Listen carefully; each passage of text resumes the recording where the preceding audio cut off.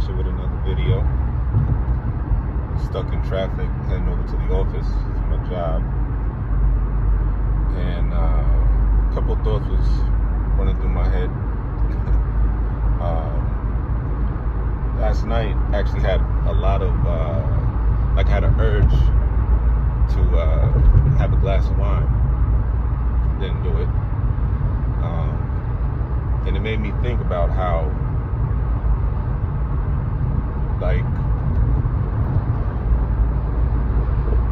we always want the easy way out, you know. So whether you're on opiates and you start taking Suboxone because you don't want to deal with the consequences of using a substance for a prolonged period of time, or you use Kratom to get off opiates because, again, same reason, or again, use another substance to basically just ease the consequences of, you know, the initial substance.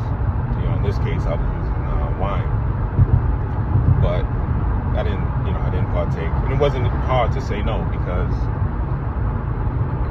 here's the reason.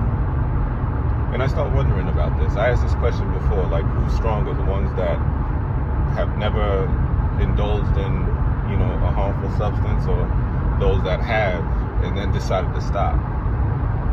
And I think it's the ones that have, because, you know, we know exactly what we're saying no to, and it sort of imprints on our brain so that, you know, when things get tough, we have a trigger where it's like, oh man, all right, if I take this, I'll feel good for a little bit.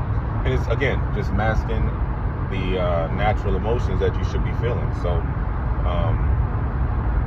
if you're feeling sad or whatever, maybe there's a reason for that. If you're feeling depressed, maybe there's a reason for that. If you're feeling happy, maybe there's a reason for that. But you have to be able to deal with and cope with life, man.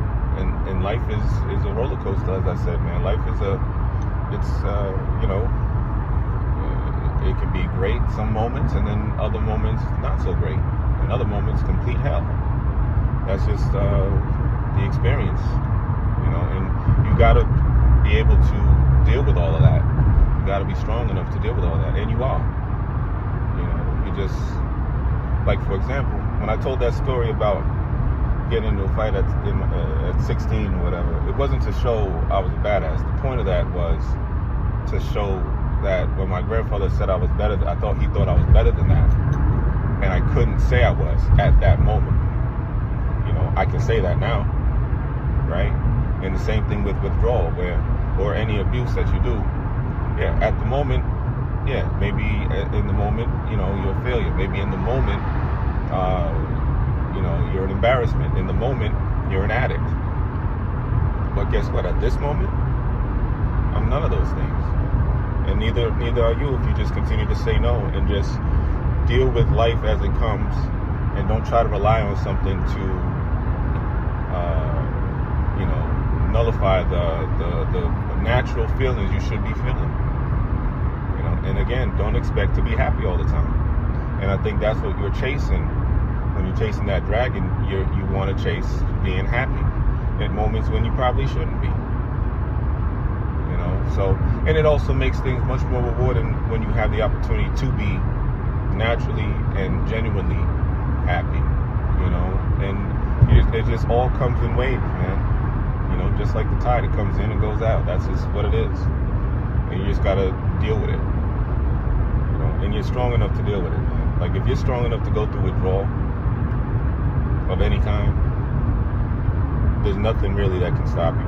And that's actually what happens too. Like, once you get some time, you really do feel stronger, and you appreciate all those moments where you're not, you know, lethargic with zero energy, and you know, the runs, you know, the watery eyes. I mean, we go through I go through the gamut of symptoms all the time, and you're dealing with it now.